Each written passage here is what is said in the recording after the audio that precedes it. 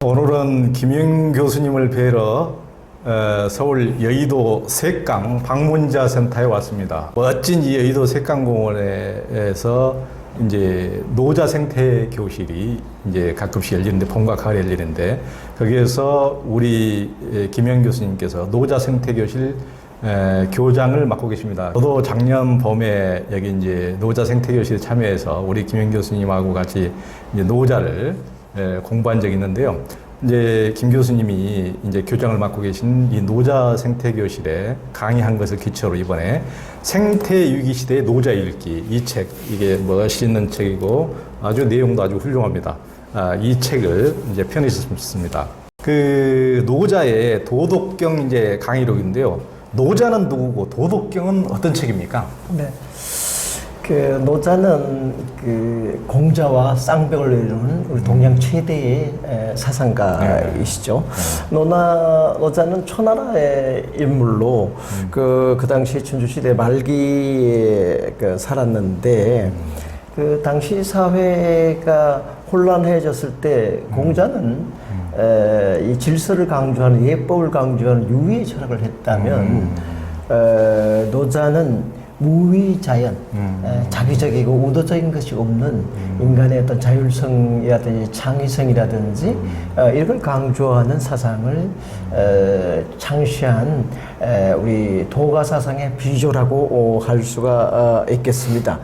도덕경이라는 말은 공자의 도경, 앞에 보면 도에 대한 언급이 많고 또 뒤에 보면 덕에 대한 이 언급이 많은데 한나라 때 와서 이런 고전을 높이기 위해서 경이라고 썼습니다. 그래서 사마천 시대에 와서 그렇게 했는데, 그래서 노자가 한 말씀을 그 당시에 와서 한나라 때 와서 도덕경이라고 이렇게 붙이게 되었습니다. 도덕경은 한 5,000자 밖에 되지 않지만 많은 함축적 의미를 지니고 있어서 동서양에서 아직까지도 많은 사람들이 애도가는 스테디셀러가 되고 있다고 이렇게 말씀드릴 수 있겠습니다. 네.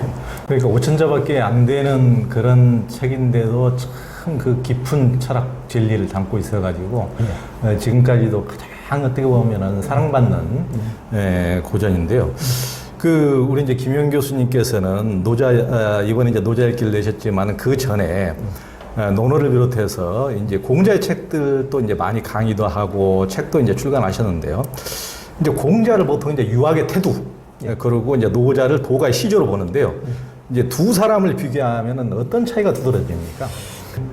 노자는 유위의 철학을 주장하던 공자와는 달리 무위자연, 스스로 그러한 인간의 자율성을 강조하는 철학을 했다고 볼 수 있습니다. 공자는 관심이 그 당시에 춘추 전국시대 혼란한 사회가 왜 그렇게 됐냐면 학상이 벌어졌어.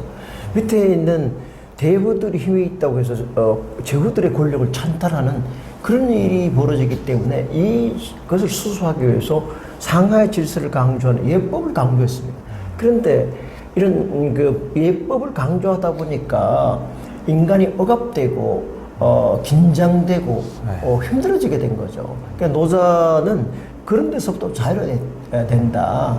인간은 스스로 그러한 것이지 누가 이래라 해서 뭐 밥 먹으라 해서 밥 먹고 옷 입으라고 있는 게 아니라 배고프면 밥 먹는 거고 추우면 옷 입는 것이지 그걸 뭐 옷 입으라고 해서 옷 입고 밥 먹으라 해서 밥 먹는 게 아니다. 스스로 그냥 필요에 따라서 자율적으로 하면 된다. 이런 생각을 했는데 우리 사회가 유지되기 위해서는 공자가 말하는 어떤 공동체주작의 질서도 필요하지만 또 그 질서를 강조하다 보면 인간이 너무나 부자유하게 되고 억압을 받게 되니까 노자가 강조하는 스스로 그러한 자율성, 자유로움 이런 것들이 필요하다고 보여지고 그 두 가지가 유희의 철학과 무희의 철학이 서로 보완적이다 이렇게 볼 수가 있을 것 같습니다. 아마 동원사회 시대에서는 예법을 강조하는 공자에게 매력이 더 있었을 거예요. 그렇지만 21세기 같이 자유민주주의 사회에서는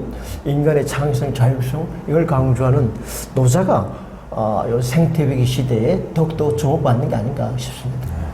그러니까 우리가 이제 보통 이제 동아시아에서 계속 어떻게 보면은 이제 헤게모니를 잡고 있었던 것이 이제 유학 공자 맹자의 이제 육아인데 이제 보통은 이제 어떤 철학 사상도 이렇게 시대가 이제 변하면서 공자의 너무 예법만 강조하다 보니까 좀 내면으로 들어가야 된다. 뭐 왕양명의 양명학이라든가 이런 식으로 이제 뭐 좀 내려 서양 철학에서도 이렇게 또 이제 계몽주의 이후에 또 이제 뭐 최근에는 또 신차 60년대 서구에서 이제 다 모든 것을 그 거짓된 것을 다 부수고 가치관의 어떤 새로운 패러다임을 이제 이제 들고 나오는 뭐 비틀즈라든가 이제 서양에서도 이제 굉장히 이제 어떤 자유주의 거센 물결이 이제 이러는데 이런 식으로 뜨면 정반함식으로 기존의 것이 어떤 극으로 치닫으면 또 그것을 깨는 새로운 사상이 이렇게 보통 나오기 마련인데 이런 그 노자는 오히려 무슨 공자 예법을 보고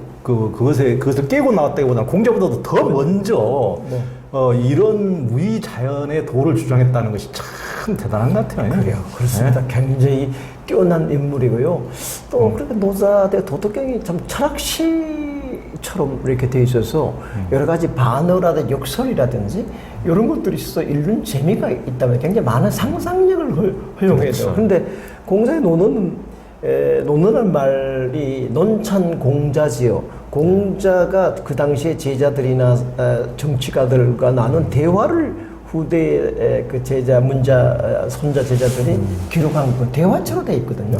근데 요건 시처럼, 철학시처럼 짧게 이렇게 돼 있어서 읽을 때마다, 시대마다 이렇게 많은 상상력을 허용하게 되고 특히 평화를 추구하는 사람이 평화의 철학서로 또 생명을 존중하는 사람 생명의 구원서로 또 정치를 자유롭게 이렇게 뭐 억압적으로 일방적으로 하는 것이 아니라 민주적인 백성들의 뜻을 받들어서 정치를 해야 된다. 백성들의 눈으로 바라보고 백성들의 귀로 듣는다. 이런 것을 추구하는 민주주의 시대에는 또 민주주의의 어떤 복음서로도 읽혀질 수 있는 다양한 그 가능성을 내장하고 있는 뭐 철학서라고 얘기할 수가 있을 것 같습니다. 그 공자가 태어난 이제 기원전 5, 6세기는 이제 춘추 시대 말기에 해당하는데요. 통상 이제 춘추 전국 시대에 수많은 성현들과 철학들이 동양 철학의 대부분이 이제 그때 나온 거죠. 그때 그런 그 기라성 같은 그런 성현과 철학들이 출현한 배경은 무엇입니까?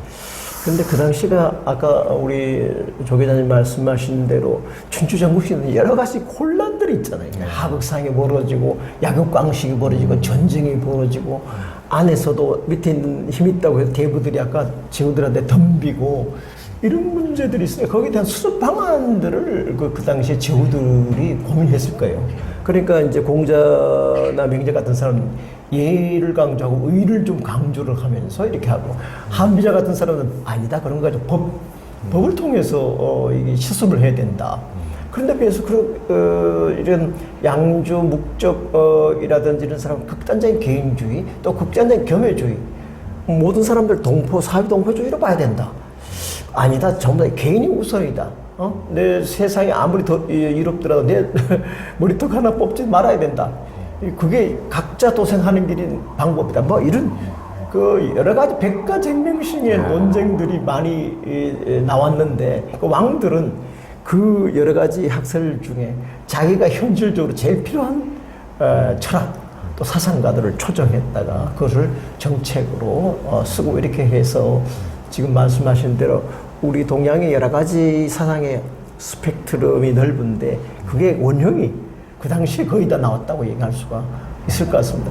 뭐 자연과학이라든지 기술은 굉장히 발전했는지 모르지만 우리들의 사상이라든지 정신은 뭐 그 시대나 지금이나 뭐 크게 뭐 다른 게 없지 않을까 이런 생각을 하게 됩니다. 그러니까 그때는 이제 봉건 왕조 시대니까 어떤 철학과 사상도 이게 경륜을 현실에서 펼치려면 왕의 눈에 들여야 되니까. 그러니까 왕이 또 세상을 다스리는데 편리한 또 이런 철학을 채택하다 보니까 우리가 요즘 생각해 보면은 공자의 육아가 처음부터 이렇게 채택됐을 것 같지만 상당 기간은 한비자의 법치로 이렇게 왕권을 강화시키기 위해서 강력한 어떤 법치가 필요하니까 어떻게 보면 2500년 전이나 지금이나 하여튼 법관 검사들이 전부 다 뭐 이렇게 다 판쓰리하고 이렇게 사는 거 보면 크게 달라진 것 같지는 않지만은 맞습니다. 권력을 가진 사람들은 어떻게 하면 효율적으로 통치할 것인가 이게 이제 관심이 있잖아요. 그렇죠. 법으로 다스리는 게 좋을지 매로 다스리는 걸지 우리가 이제 훈풍으로 덕으로 다스리는 게 좋을지 그렇지. 공자같이 이렇게 인격자는 덕치주의, 그러니까 지주의, 왕도 정치. 이런 게 왕도 정치죠. 그런 걸 했지만 그게 현실적으로 맞지 않는다. 오히려 채찍이라든지 벌이라든지 이런 것들로 해야 된다. 이렇게 법가들 한문자라든지 했고 역시 그런 걸 받아들여서 진시황이 천하를 통일하게 됐죠. 그 육아가 너무 느슨하고 좀 뜬구름 잡는 얘기 같다 그래서 분석행위를 하지 않습니까? 육아책들 다 버리고 이렇게 했지 않습니까? 확실하게 통치를 해야 된다고 생각한 것 같습니다.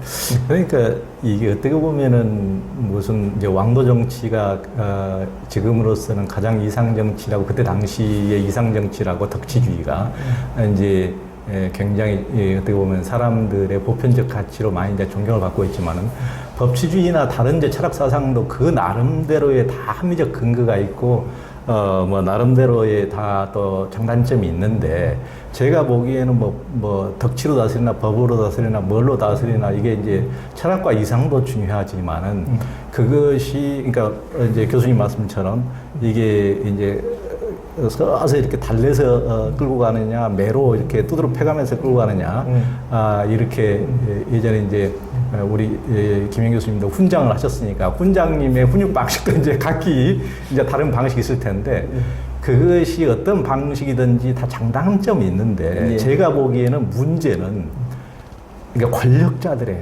자기 개인의 사익을 위해서 법을 하더라도 그 사익을 위해서 이렇게 할 것이냐 아니면은 굉장히 그 남의 입에 혀처럼 좋은 말로 하지만은 그걸 또 사익을 또 하기 위해서 사람들을 현혹시키기 위해서 이제 그렇게 하는 것이냐 그것에 의해서 되게 이제 굉장히 보편적인 이렇게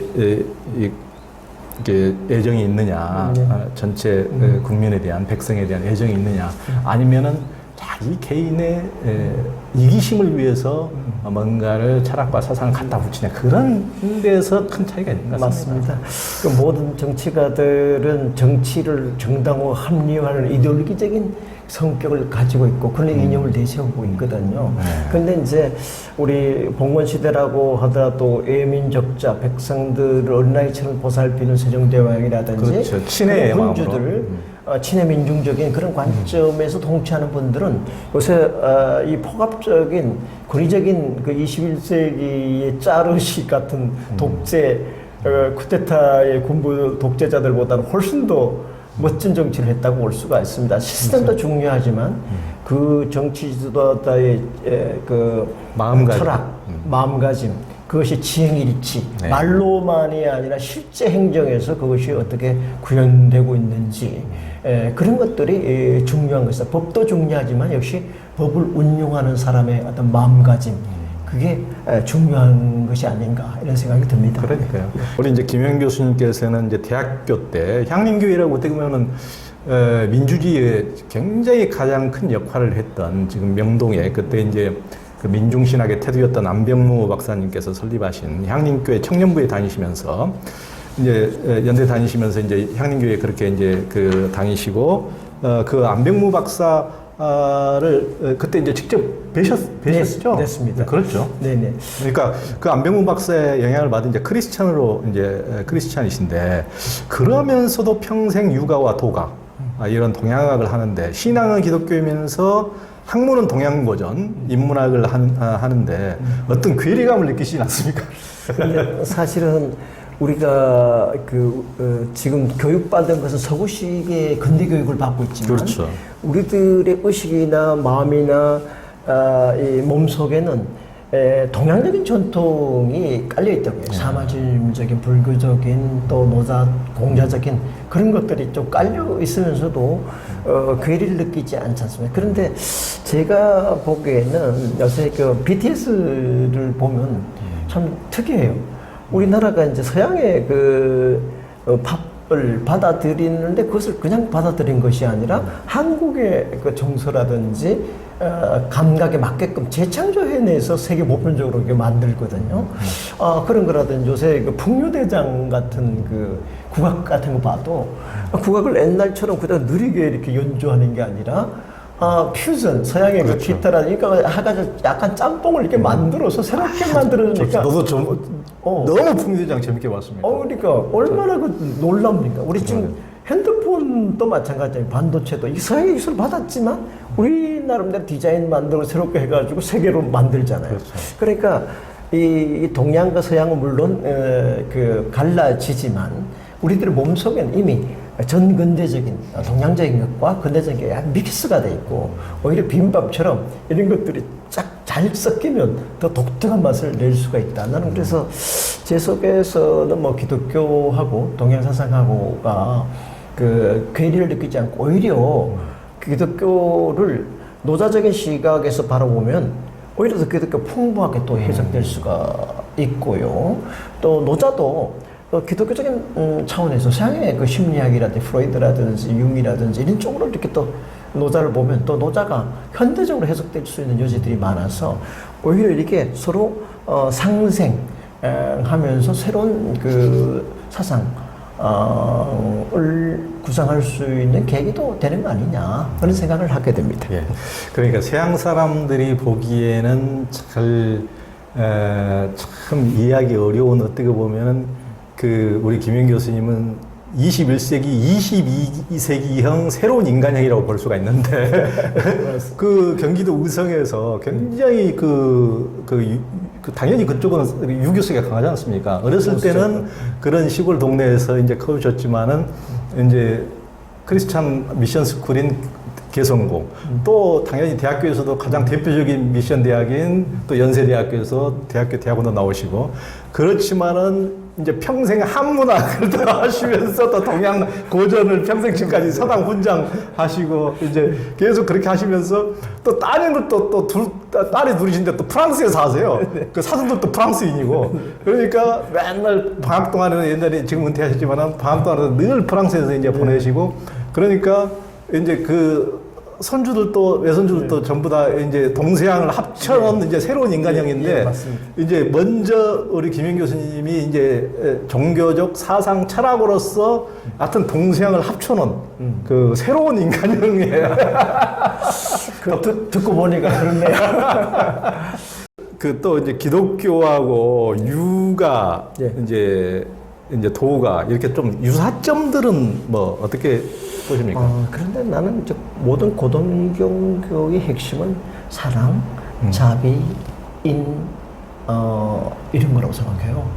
근데 이제 그리고 이 기독교의 핵심을 한마디로 말하면 위로 하나님의 진리를 따르고 이웃을 사랑하라는 건데 불교에도 가만히 보니까 상구보리 하와중생하지 않습니까? 위로는 보리 진리를 추구하고 아래는 그 중생들을 교화하고 동한다.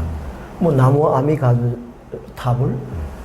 관세음보살, 관세음보살의 보살의 그 이 가르침을 보고 느끼고 한다는 것이고요. 나무 아미타불에 기한다. 그죠? 아미타불 지혜에 부처기하고 관세음, 세상의 소리, 민중의 소리, 이 이웃에 대해서 관심을 가지고 나무 아미타불, 관세음 보살. 요새 세음이라는 게 세상에 신음하고 고통을 아파하는 소리거든요. 4.16 어머니의 눈물을 흘리는 모습들을요. 그죠? 고통하는 모습. 거기에 대해서 안타까움을 느끼는 거. 이제 그게 모든 고등종교의 특징인 것 같습니다. 그런데 이제 우리가 뭐 한국에 태어나고 싶은 거 태어난 거 아니잖아요. 그런 것처럼 한국에 태어나면 유교적인 문화 속에서 이렇게 태어나고 서양에 태어난 사람 기독교적인 문화에 태어나는데 우리가 설악산 올라갈 때 저 내설악에서 이렇게 올라갈 수도 있고 속초에서 외설악 올라갈 수도 있고 이쪽에 저 오색 온천에서 가파르 올라갈 수도 있고 그 목표는 하나인데 가는 길은 뭐 동양에 태어났다고 하면 동양의 길이 있고 서양에서 태어난 서양 기독교 방식, 뭐 인도에서 베타의 길이 있고 다양한 방식이 있는 것이지 이것이 하나의 코스만 있는 것은 아니다. 궁극적인 관심으로 가는 길은 여러 가지 자기 스타일대로 자기 문화 여건에 따라서 찾아서 가는 것이고 그래서 근데 뭐 거기 갔다고 했을 때 그 오색에서 올라오는 길이 좀 험하지 않던가 이래 물어보고 내장산 그 안에 내설에서 오는 게 단풍이 너무 멋지지 않던가 이렇게 속초에서 오면 너무 뷰가 좋지 않는가 서로 장점이 다 있는 거 아닙니까 그죠? 설악산 올라가는데 그것을 한쪽 것만 옳다. 이게 역시 설악산 보려면 뭐 내설으로 가야 돼 이렇게 주장을 하는 거니까 좀 독선이고 독단일 수가 있는 거예요. 어떤 종교든지 정말 사랑을 얘기하고 관용을 얘기했다면 다른 사상, 다른 종교에도 연료 있어야 되고 옛날에 우리 그 법정 스님하고 김산춘 형님이 부처님 오신 날 이렇게 축하해주고 이렇게 예수님 오신 날 이렇게 또 축하해주는 브레이크카드도 걸고 얼마나 멋져요, 그죠? 약간 고수들끼리 서로 관대하고 그렇게 종교가 다른 사람들끼리 또 이렇게 연대하고 서로 배우고 존경하는데 나라를 사랑하는 정치가들도 나라를 사랑하는 백성을 사랑하는데 정말 온전히 목표가 있다면 방법은 여당이든 야당이 다를 수 있잖아요, 그죠? 그러니까 그것을 서로 사지역지 바꾸어서 생각해주고 배려하고 약간 관용이 좀 필요한데 우리나라는 이번에 선거도 보면 너무 헐뜯고 축제 살기식으로 이거는 민주주의의 사람을 존중하는 인간에 대한 배려가 없는 거 아닌가. 아직도 우리나라가 좀 더 성숙돼야 되는 거 아닌가.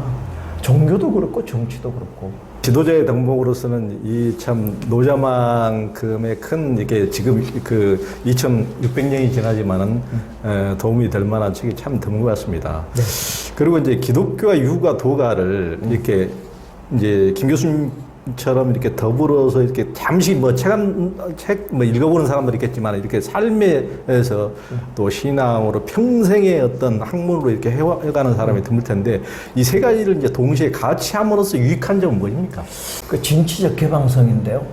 새로운 위를 개척하려면 기존을 반복해서는 안 됩니다. 기존과는 다른 새로운 논리, 새로운 미학 이런 것들이 필요하죠. 열려 있어야 됩니다. 그래서 그 열려 있으려면 우리 그 노자에서 말하는 대로 비워 있어야죠. 그 계곡이 비워 있어야 물을 담을 수가 있잖아요. 그렇죠? 못이 비워 있어야지 물이 고여질 수 있잖아요. 그렇죠. 그래서 자기를 비워내고 자기 아집, 불교에서 말하는 아집이나 집착 이런 데서 붙어나서 모든 걸 받아들이는 것. 그리고 나 자신도 없고 나도 너와의 경계조차가 허물어지는 그런 경지로 가서 진짜 아까 바다로 큰 바다로 대동강물도 들어오고 황하물도 들어오고 양자강도 물어오고 미시시피 강도 들어가지고 그 바다를 이루지 않습니까? 그죠? 이 바다처럼 모든 걸 바다가 왜 받아들이는지 아세요? 모든 걸 받아들여요. 그래서 바다. 진취적 개방성입니다. 그렇죠. 바다를 보고 해불량수라고 했거든요. 회남자에서 바다도 온갖 물을 물리치지 않고 받아들인다. 큰 힘을 내려면 비워야 되고 받아들이고 열려 있고 아마 21세기 우리나라가 나갈 길이 바로 그겁니다. 우리 여기 남북한에 여기 반쪽에서 폐쇄적이 돼가지고 이렇게 해서 망하게 버렸다 합니까? 북한 한번 보십시오. 북한이 주체 사상 물론 주체적이어야 되죠.